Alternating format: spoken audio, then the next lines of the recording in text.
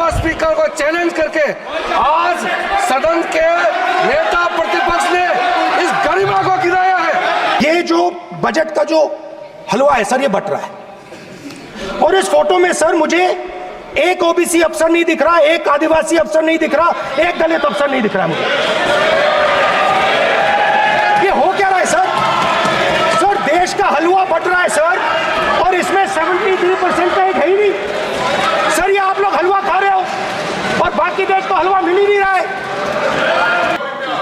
Speaker sir, देश में अब ये कौन कर रहा है? तकरीबन 73% दलित, आदिवासी और पिछड़े वर्ग के लोग हैं। और सच्चाई है कि इनको कहीं भी जगह नहीं मिलती है। इनको बिजनेस में जगह नहीं मिलती है, इनको कॉर्पोरेट इंडिया में जगह नहीं मिलती है, इनको सरकारों में जगह नहीं मिलती है। ये देखिए सर, 20 अफसरों ने हिंदुस्तान का बजट तैयार किया है। 90% लोगों में से 90% लोगों में से सिर्फ 2 हैं, एक माइनॉरिटी और एक ओबीसी। और इस फोटो में एक भी नहीं है।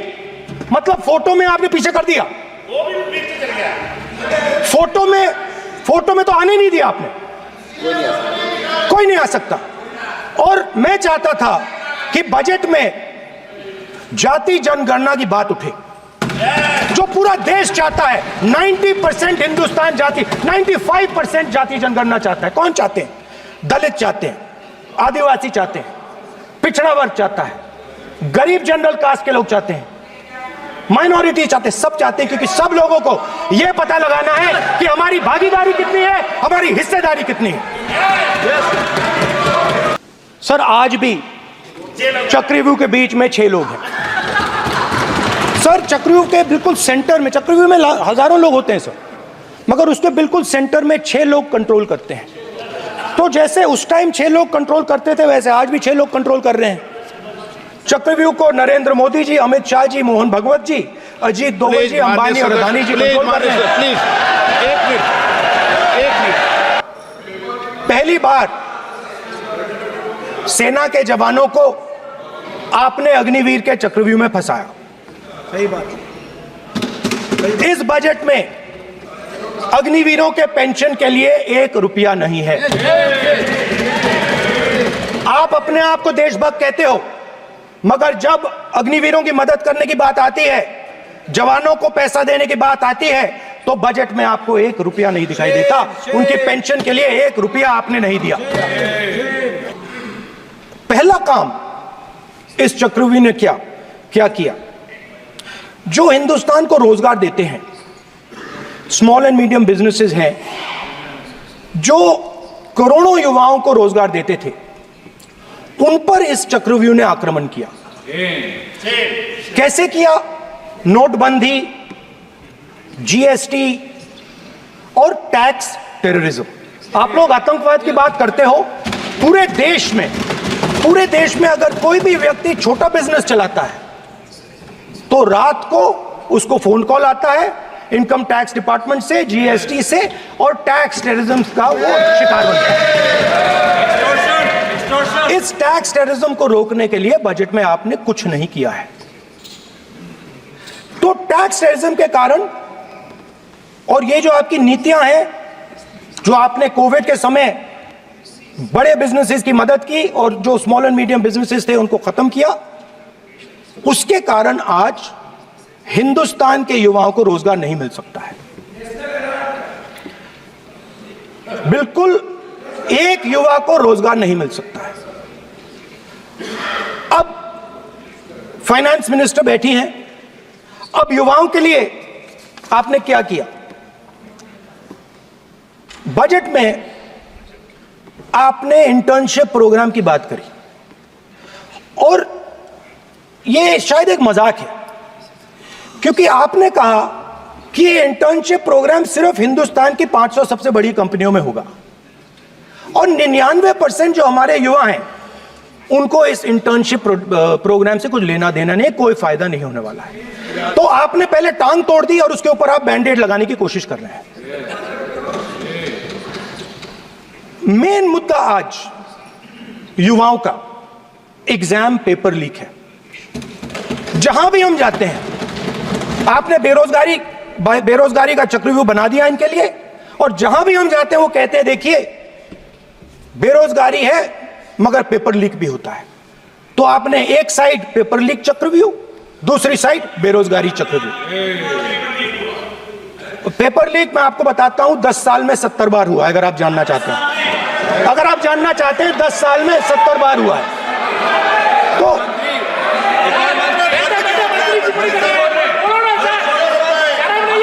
चिट्ठी के बारे में बताइए सर,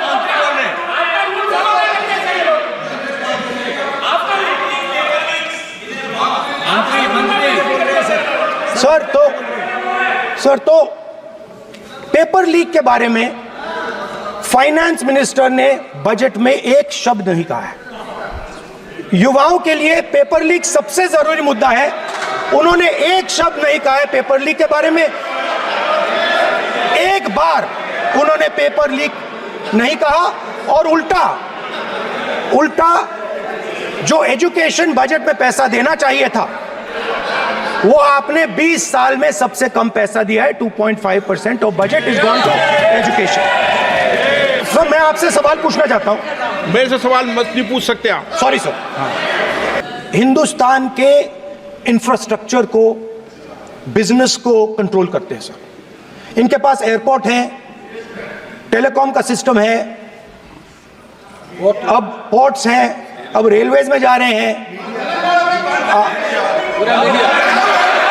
इनके पास हिंदुस्तान के धन की मोनोपोली है।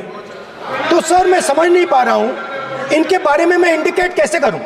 इनके बारे में बोलना तो पड़ेगा सर। अगर आप हमें कहो कि इन दोनों के बारे में आप बोल ही नहीं सकते तो वो तो हमारे लिए एक्सेप्टेबल ही नहीं है सर। हमें तो बोलना है। अब आप चाहते हो कि नाम ना ले तो कोई और सिस्टम दे दीजिए हमें। स्पीकर सर मैं समझता हूं मंत्री जी को अदानी जी और A1 और A2 की रक्षा करनी है, मैं समझता हूं। No problem. वो सर ऊपर से ऑर्डर आया है सर। सर ऊपर से ऑर्डर आया है सर, मैं समझता हूं। मैं इस पर कोई टिप्पणी नहीं करूंगा। तो एक व्यवस्था का बात करना था, फिर शुरू हो गया। संसदीय कार्य मंत्री जी। स्पीकर सर एक मिनट। स्पीकर सर मैं स्पीकर का परमिशन से खड़ा हुआ। बिल्कुल सही बोला आपने कहा मैं ये नहीं किया। मैंने जबरदस्ती नहीं बोला। आप बोल रहे हो। मैं स्पीकर साहब से परमिशन लिया। आप बोल रहे हो। स्पीकर साहब ने मेरा नाम लिया। बोल रहे हो। आपने ये नहीं किया, तभी मुझे लगा कि मुझे कहना चाहिए कि आप प्रधानमंत्री जी को पूरा भाषण तक आपने डिस्टर्ब किया, बोलने नहीं दिया। आज हम आपको यील्ड मांग रहे हैं, 10 सेकंड टाइम आप बोल रहे हैं कि हम यील्ड नहीं करेंगे। ये कौन सा परंपरा है sir? if when we raise our hand and ask for the prime minister and the ministers to yield, they yield, we will yield every time. Yes. The moment you yield, I guarantee you we will yield. In fact, I am ready, Speaker sir. I am ready.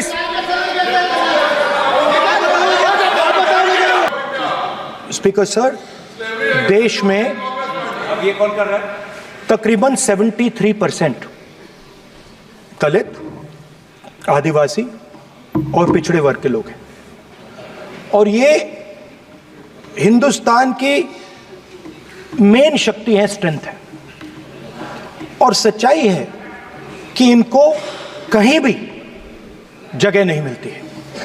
इनको business में जगह नहीं मिलती है, इनको corporate India में जगह नहीं मिलती है,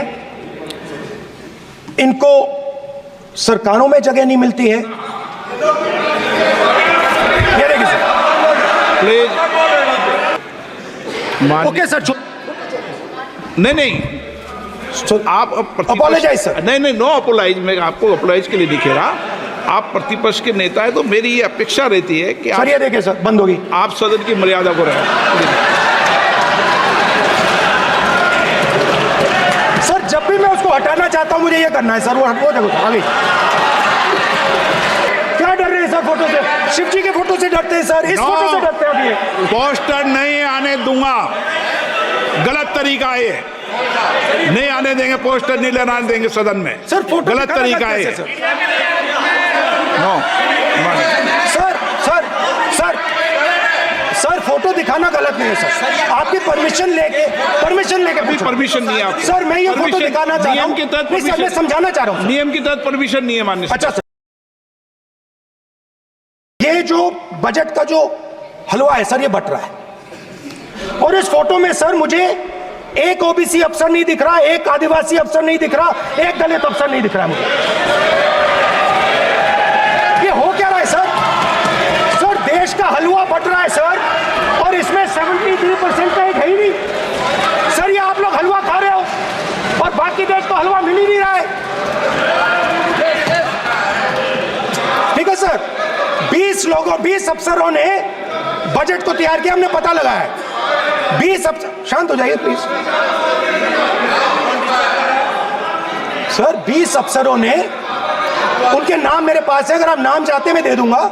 20 अफसरों ने हिंदुस्तान का बजट तैयार किया है। मतलब हिंदुस्तान का जो हलवा है 20 लोगों ने बांटने का काम किया है। अब स्पीकर सर, उन 20 लोगों में से 90% लोगों में से 90% लोगों में से सिर्फ 2 हैं, एक माइनॉरिटी और एक ओबीसी। और इस फोटो में एक भी नहीं है। मतलब फोटो में आपने पीछे कर दिया, फोटो में तो आने नहीं दिया आपने, कोई नहीं आ सकता। और मैं चाहता था कि बजट में जाति जनगणना की बात उठे, जो पूरा देश चाहता है। 90% हिंदुस्तान जाति, 95% जाति जनगणना चाहता है। कौन चाहते हैं? दलित चाहते हैं, आदिवासी चाहते हैं, पिछड़ा वर्ग चाहता है, गरीब जनरल कास्ट के लोग चाहते हैं, माइनॉरिटी चाहते हैं, सब चाहते हैं, क्योंकि सब लोगों को यह पता लगाना है कि हमारी भागीदारी कितनी है, हमारी हिस्सेदारी कितनी है। मगर सर मैं देख रहा हूं सर, सरकार हलवा बांटती जाती है, और बांटता कौन है? वही 2-3% लोग, और बंटता किसको है? वही 2-3% लोग। और बाकी हिंदुस्तान, 90% हिंदुस्तान देख। फाइनेंस मिनिस्टर मुस्कुरा रही हैं। कमाल की बात है, ये हंसने की चीज नहीं है मैडम, ये हंसने की बात नहीं है, ये जाति जनगणना है, ये जाति जनगणना है, इससे देश बदल जाएगा।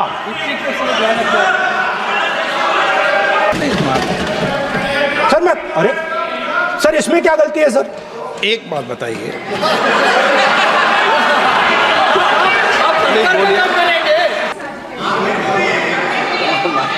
जो आपने चक्रव्यूह, स्पीकर सर, जो चक्रव्यूह बनाए गए हैं, नहीं कोई अपमान नहीं किया, मैंने कोई अपमान नहीं किया, मैं कर नहीं सकता कभी, जिंदगी भर मरने तक मैं अपमान नहीं कर सकता। क्या बात कर रहे हो आप? क्या बात कर रहे हो? तो आपने ये छोटे छोटे चक्रव्यूह बना रखे हैं, मैं इनको समझने की कोशिश करता हूं अपने छोटे से तरीके से। कुछ महीने पहले मैं 6-7 घंटे बढ़इयों के साथ काम किया। वहां विश्वकर्मा जी थे, उनसे मैंने एक सवाल पूछा। मैंने उनसे कहा कि आपको किस चीज से दुख होता है, किस चीज से आपको दर्द होता है? उन्होंने मुझे कहा, राहुल बात सुनिए, आपको समझ आ जाएगी, बात सुनिए, समझिए। सर इंटरप्ट कर रहे हैं सर, अब बोलिए, सर देखिए, अब बोलिए।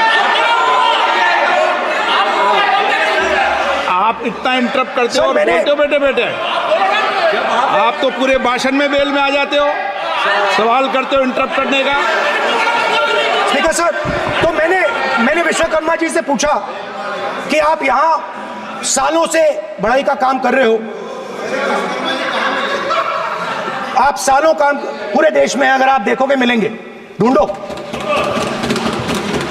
आपको अपने घर में नहीं मिलेंगे, पूरे देश में मिलेंगे, ढूंढो आप जाके। उनका जवाब नहीं। तो मैंने उनसे पूछा, विश्वकर्मा जी आपको दर्द किस बात का होता है, दुख किस बात का होता है? तो उन्होंने कहा, राहुल मैं ये टेबल बना रहा हूं, मगर राहुल जी कहा, राहुल जी अब कहा वो मुझे अच्छा नहीं लगा, मगर कहा सच्चाई है। तो उसने कहा, राहुल जी मुझे दुख इस बात का होता है, मुझे दुख इस बात का होता है कि मैं ये टेबल बनाता हूं, मगर जिस शोरूम में ये टेबल रखी जाती है उस शोरूम में मैं अंदर जा ही नहीं सकता। कुछ ही दिन पहले सुल्तानपुर के रास्ते पे मैं एक भाई के साथ, मोची भाई के साथ बैठा, उससे मैंने ये सवाल पूछा, आपको दुख किस बात का होता है? कहता है, राहुल जी, मेरा सम्मान सिर्फ मेरे पिता ने किया था और किसी ने नहीं किया। तो मेरा कहना है सर, ये जो आपने चक्रव्यूह बनाया है, इस चक्रव्यूह से करोड़ों लोगों को नुकसान हो रहा है, दर्द पहुंच रहा है, और हम इस चक्रव्यूह को तोड़ने जा रहे हैं। और तोड़ने का सबसे बड़ा तरीका जिससे आप लोग डरते हो, कांपते हो, वो है जाति जनगणना। और जैसे मैंने कहा था कि इंडिया गठबंधन गारंटीड लीगल एमएसपी इस सदन में पास करेगी, वैसे ही मैं कह रहा हूं, आपको अच्छा लगे ना लगे। और ये मैं आपसे, हंस रहे हैं आप, हंस रहे हैं आप, ये तरीका आपका।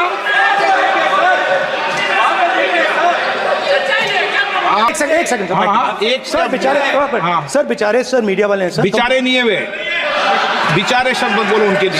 सर नॉन बेचारे मीडिया वाले हैं सर, नो बेचारे नहीं, नॉन बेचारे सर, नॉट बेचारे मीडिया वाले हैं सर। हाँ सर नॉट बेचारे मीडिया वालों ने कहा है सर कि प्लीज, उन्होंने मुझसे कहा है कि आपसे हाथ जोड़कर कहें कि उनको निकलने दें, एक मिनट। क्योंकि वो बड़े डिस्टर्बेंस है। एक मिनट प्लीज।